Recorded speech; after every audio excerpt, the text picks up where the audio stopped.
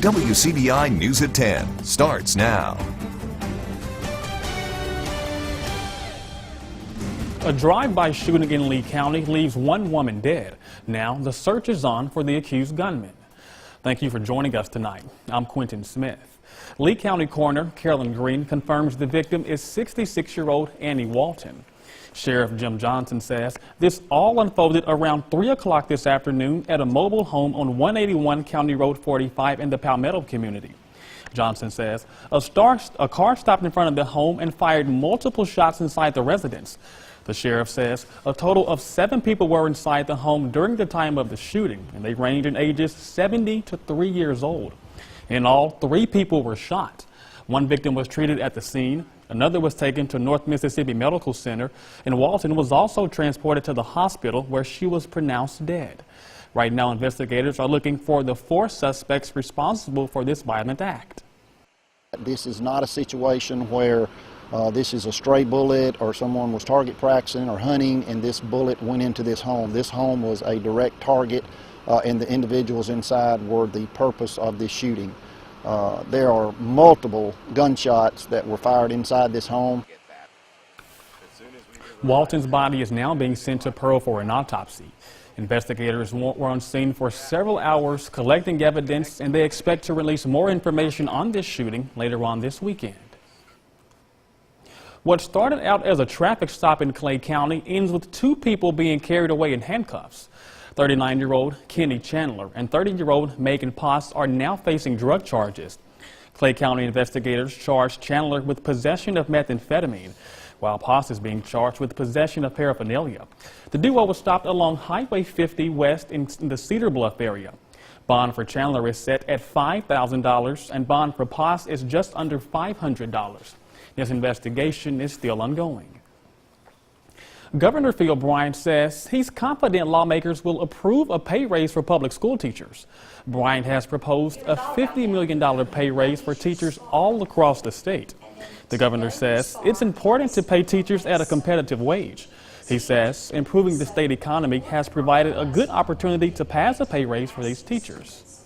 If you look at the revenue numbers that are coming in, we're about $150 million more than we had to spend last year. Just now, the budget is about $45 million more by the end of November than we had projected. So that's $45 million of real money we're going to be able to put into hopefully a 2-year, $50 million pay raise for teachers. It's time to do that again. Governor Bryant says he also wants to pay the state's correctional officers more money, and he will also recommend no cuts to any agency's budget. The legislative session is set to begin in January. Well, it's never too early to start thinking about the next election season, and that's how the Mississippi State Extension Center for Government and Community Development feels. The department recently developed a new site featuring videos and other resources on all of the things needed for local elections. Our Victoria Bailey explains. If you're looking to throw your hat in the local political arena, there's now information available in one place to help you finalize that decision. So it's an online resource to help local elected officials or people interested in running for a local office learn more about making that decision to run, about the qualifications that they have to meet. The website is called Election Prep 101, and it features videos from the Office of Mississippi Secretary of State, Delbert Hoseman, printed resources on local election requirements, as well as the legal requirements for running. Wanting to put your name on the ballot and doing the job is one thing, but you have got to have ideas. You've got to be sincere in what you want to do. Clay County Sheriff Eddie Scott says this information will be helpful because there's so much more to holding office that's not written anywhere. In my experience, probably 75% of the job is through the heart. You have got to really want to get in there and make a difference, and you've got to care about your community, the people that you serve. Always looking to make our place a better place to live. MSU Extension Center for Government and Community Development instructor Jason Camp says he hopes this information will be helpful to voters too. The local elected officials in the state are probably the most important because they're closest to the people. They're the people who are making the decisions that impact your daily life, the roads you drive on, the schools you send your kids to. And so we want to make sure we've got good quality candidates running. We want to make sure that we're removing the unknowns for those candidates, and we think this resource does that. That was our Victoria Bailey reporting there.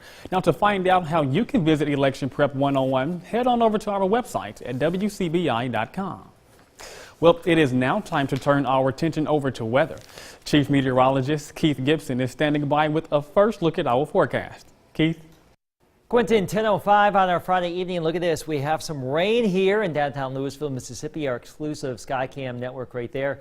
You can see temperatures in the 40s. We haven't budged hardly any degree this evening with this rain coming back on in here. So the rain is moving on in here. Now we have more rain back down to the southwest, and that is coming our way. So get ready for a bit of a raw and nasty day on Saturday. We expect temperatures to stay in the 40s. The wind, though, picks up from the northeast at about 10 to 25. That chance of rain 100%. We can't dodge it tomorrow. Your full forecast in just a few minutes. Thanks so much, Keith. It happened on this date 77 years ago. Japanese planes appeared over Pearl Harbor, dropping bombs on the U.S. fleet that was anchored there. December 7th, 1941. In the words of President Franklin D. Roosevelt, a day that will live in infamy. More than 2,000 Americans died in that attack. Many lost forever in the waters of the Pacific Ocean.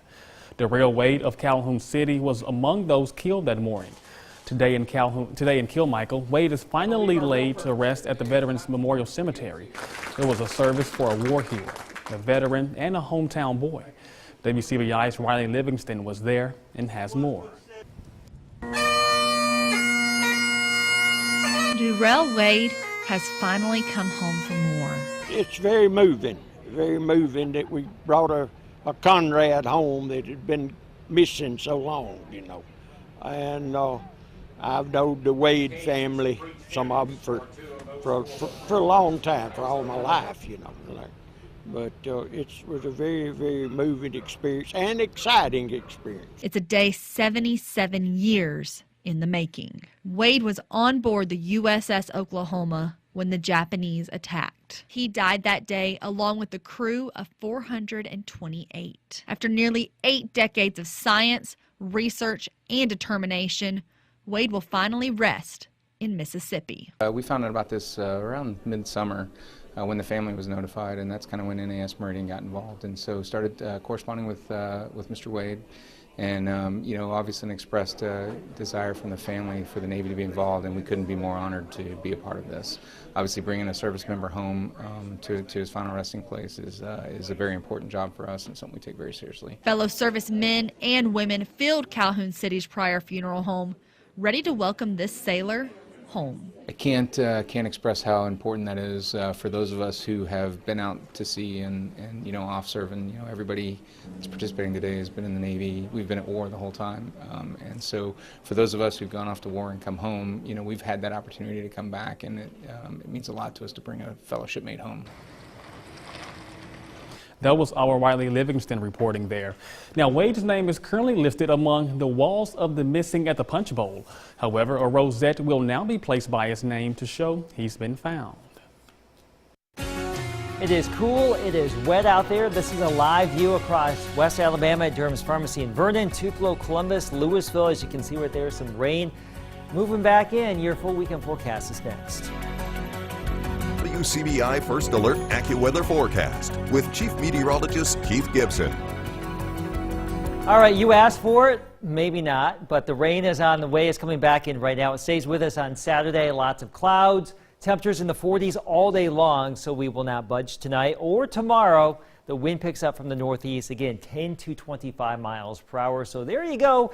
That's our Saturday. Hopefully you have some indoor plans scheduled. Today, though, this evening, downtown Columbus, folks gathering for Wassail Fest. We kept that heavy rain at bay just long enough to get most of the festival in okay in downtown Columbus, but now the rain is coming back on into the region. You can see that with our Doppler radar network. Some steadier rain, some lighter rain. You have it. Rain is on radar, and this is the big picture. Look at this. This is a big storm about 900 miles wide. Moisture just keeps coming on in from Texas and Louisiana. This will just feed our misery all Saturday. Now down to our south, right along the coast, look at this. There could actually be a few stronger storms, but that is well displaced from our area, so we do not have to worry about storms this weekend. I repeat, we do not have to worry about storms, just this cold rain. Stuck in the 40s, Memphis at 39, 37 in Little Rock.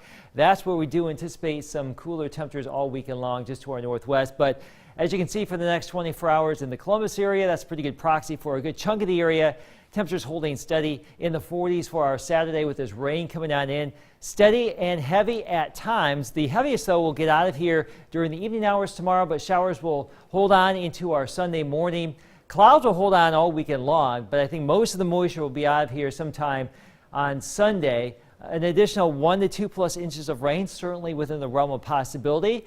You're thinking snow, you want to see some wintry weather? Well, there's a chance for some of that northwest of Memphis into northeastern Arkansas, and over here the bullseye in the Carolinas. For us, we really just don't see it. It won't get cold enough, and the moisture will get out of here before it would get cold enough, it would appear, to give us any problems. Now, I can't rule out a snowflake across far northern Mississippi as we get into our Sunday or Monday, but most of that wintry weather stays just to our north. There's the system moving away.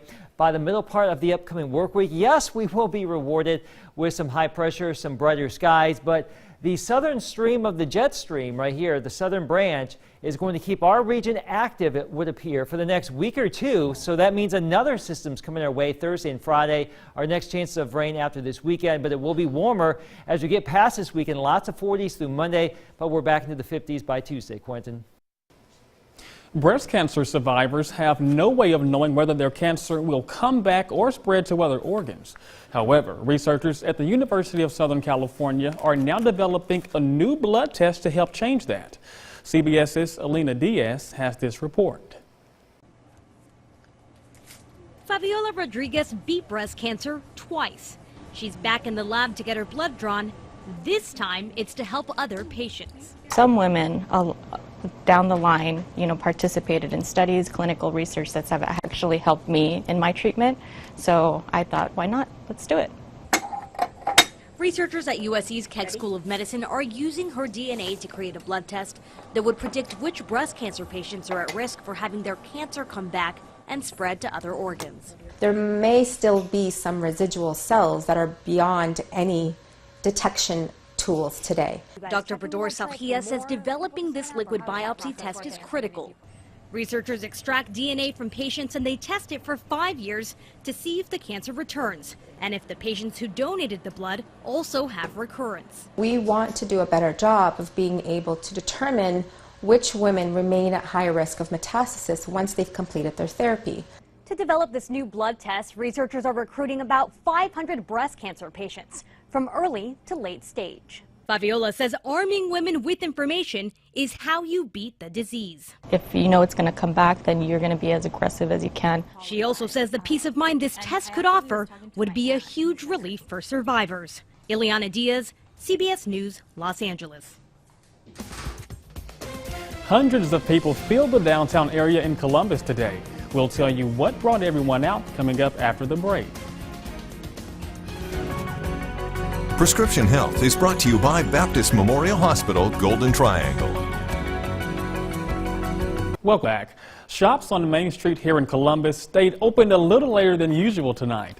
That's because hundreds came out to be a part of the 15th annual Wassail Festival. Nearly 24 businesses took part in this year's event. There were different deals and specials for shoppers, and of course, various versions of wassail. The shoppers were competing to determine who would have the best wassail and be named the Wassail Meister of 2018. Getting the Christmas spirit and things of that nature. It's just really important for our community. People love Wassail Fest. It grows bigger each year. And the Egg Bowl Trophy was also on hand at the Arts Council building for shoppers to stop by and take pictures. A Columbus organization hopes to give 200 children a new set of wheels for Christmas. The Community Benefit Committee used proceeds from its haunted house events in October to purchase these bicycles. This morning, 20 volunteers spent the day helping the group assemble these bicycles. They'll be given out to kids ages 5 through 12 years old. every child for Christmas should have a new bike. When I was 6, I remember my first bike, and it was a warm feeling. I think every child in America should have at least that first new bike. Now, the Community Benefit Committee still needs 40 more bikes to meet their goals. You can contact Rhonda Sanders if you're interested in making a donation. Former Ole Miss head coach Hugh Freeze rejoins college football. We'll have more on that coming up next in sports. WCBI Sports with Courtney Robb. The Ole Miss Rebels haven't seen a bowl game in 2 years due to controversy surrounding former head coach Hugh Freeze. Now, almost 2 years after his resignation from the program, Freeze is back and ready to coach college football yet again. Earlier today, it became official that Freeze will be the new head football coach for Liberty University. Freeze joins the Flames after reportedly turning down offensive coordinator positions for prestigious programs in the SEC, such as Tennessee and Auburn, as well as an offer from Florida State. The head coach offer came following the retirement of former head coach Turner Gill this past Monday. Freeze addressed the media earlier, saying his program will be surrounded with core values. It's just an unbelievable day.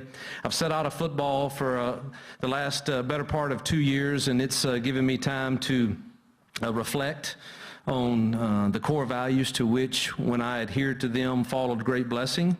And it's also given me time to, when I did not adhere to them, learn about what discipline looks like, and to learn from that through grace and love of people, and also to really refocus on exactly what you want to be as you finish well.